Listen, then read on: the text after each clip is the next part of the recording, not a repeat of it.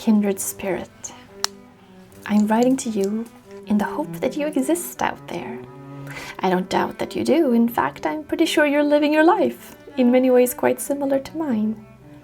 The particulars might look different: location, age, family structure, etc. However, in essence, you and I might share quite a lot. At the very least, I hope so. Do you also get inspired, sometimes at a whim, to do something like write this letter and feel the urge to do so as quickly as you possibly could? I pictured you as someone who can appreciate the details, the intent, the striving for a more authentic life.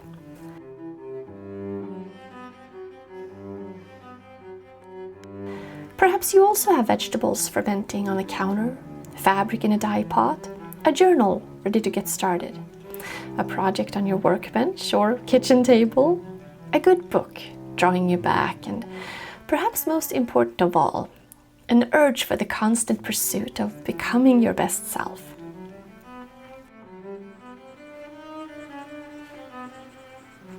If so, I believe we should be friends. I think in many ways that's why I wanted to start this YouTube channel in the first place, as a means to find you. And whether you're one person or many matters less. If you're watching this, hello. I'm very glad to meet you. If you have a moment, I would love to hear a little bit about you. Of course, one cannot ask such a question without sharing something in return. My name is Lynn, and I'm writing you from my rather small yet full and inspiring workshop in Countryside, Virginia. From my speech pattern, you may recognize I'm not from Virginia at all, or even the US, and you'd be correct.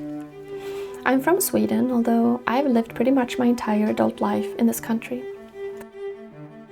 Virginia for the past 8 years or so, still haven't gotten used to the summer heat and humidity. And before that, Oregon.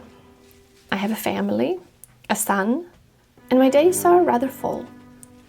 Sometimes they don't leave much room for the things I am inexplicably drawn to, or things I tend to come back to. Playing in my shop.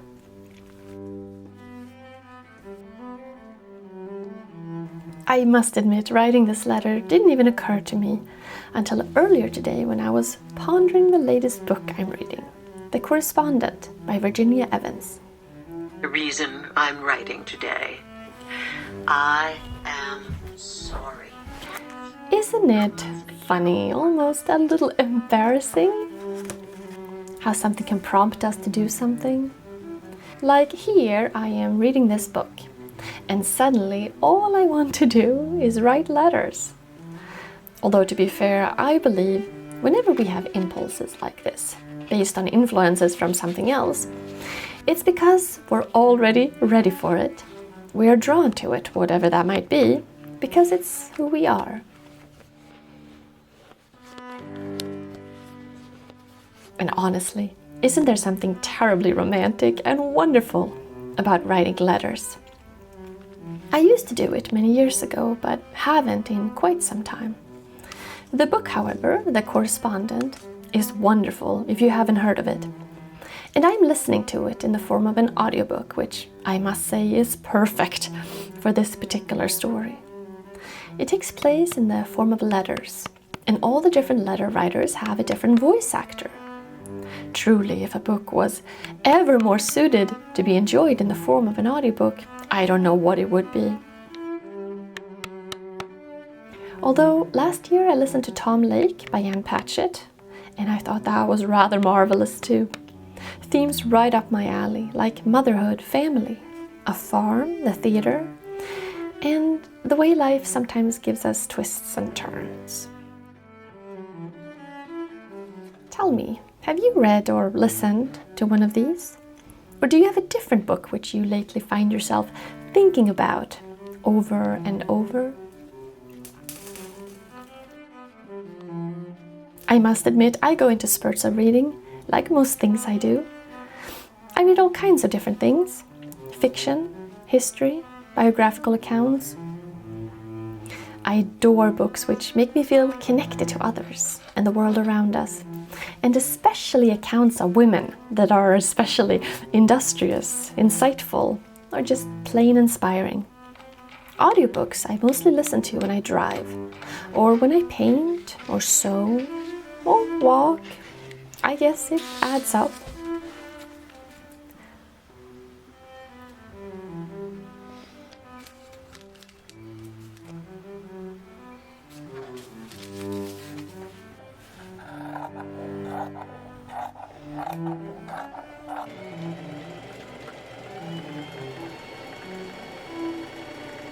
The goldenrod quilt has been on my mind lately. It's been a wonderful project to get into. Sometimes I find it frustrating how I am forced by whatever situation to go away from something for a while. Not forced perhaps, but you know what I mean. Other things come up and projects get pushed aside. No matter, I'm happy to be back working on the quilt, and I'm reminded of how much I like a good quilt.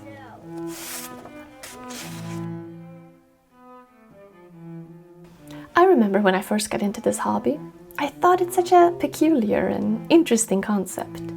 Putting fabric together in various ways and getting a large blanket. Sweden doesn't have much of a quilting culture or history, although rich in other textile crafts. No, the quilt to me feels quintessential American. In the true pioneer, frontier, thrifty, crafty, community, artistic sort of way.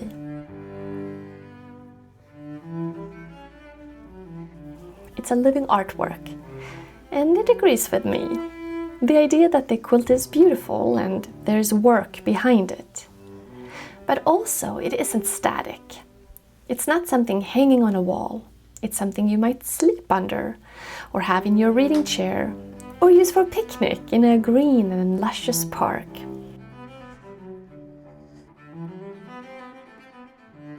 It changes over time because hopefully you are actually using it. And at some point, perhaps it's not as crisp and whole and perfect as it once was, but in need of patching with stains and holes. That's okay too. It was used, and I rather like the thought of that. Tell me, how old do you think you truly are? What's your inherent age? As I'm reading The Correspondent, which is about an elderly woman writing letters and revealing an interesting story and background, I find myself identifying with her. Not all of her, obviously, but parts of her. Her perspective, her point of view, what she expects of others, her willingness to connect with those she feels a certain kinship with, perhaps also her difficulty in connecting with some. It strikes me that I always felt old, even when young.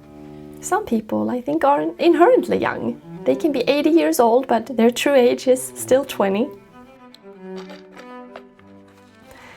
I think I still have some time to go until I reach my true age, if I have the good fortune to do so. Although, to be honest, sometimes I feel a bit like a child. I guess it's the middle part I'm not really identifying with. Is it a good thing to still be younger than you inherently feel? Or on the other hand, a lot older? I don't know. What is a good letter anyway? I always thought a good letter is a pattern of thinking, where you might start in one area, but then through different impulses and things needing to be said, you might end up in a very different place. In a good letter, I like to hear the person's voice, how they think, what they might like. I like small details which might reveal something about who they are. The worst, and I'm trying to not make this the case, is when the writer takes themselves too seriously. They're a bit pretentious. And it feels a little silly. Although it is also hard not to take oneself too seriously. Our minds, our point of view is, after all, the world we live in, and it is hard to get away from it.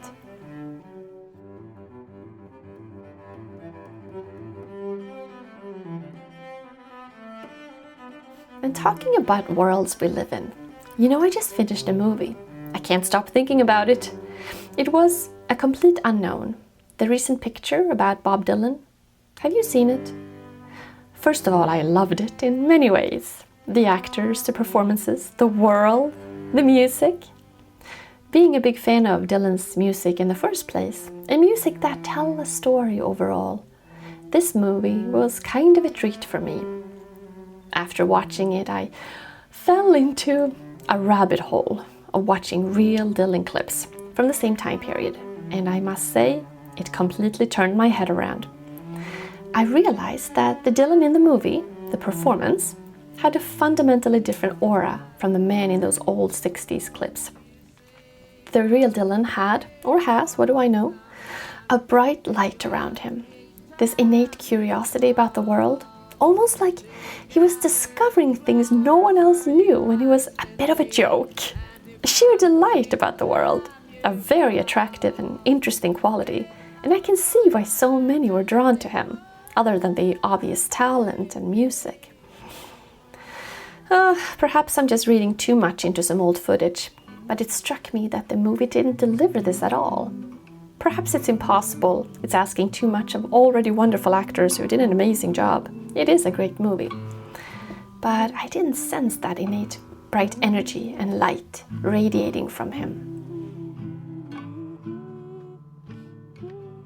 I admit, I love to read people. I love to look at them, try to understand them, and really get a feel for their energy. It's amazing what shows, what comes through, even when we don't know it or try to show it.